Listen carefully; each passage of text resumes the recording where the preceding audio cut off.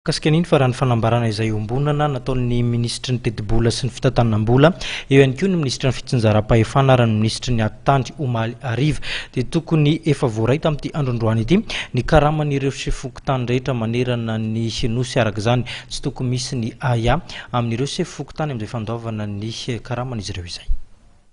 Amafisiny etoana zany ny zavatra efa nambara momba ny karama sefokotany fa ny karaman'ny sefokotany manomboka ny volana janvier ka hatramin'ny volana juillet, janoary ka hatramin'ny jolay zany dia efa tokony voaloha hatramin'ny rapitso satria efa voapetraka any amin'ny trésorerie générale daholo manerana ny distrika sy ny faritra ny vola momba an'izay tamin'ny karaman'ny sefokotany zay.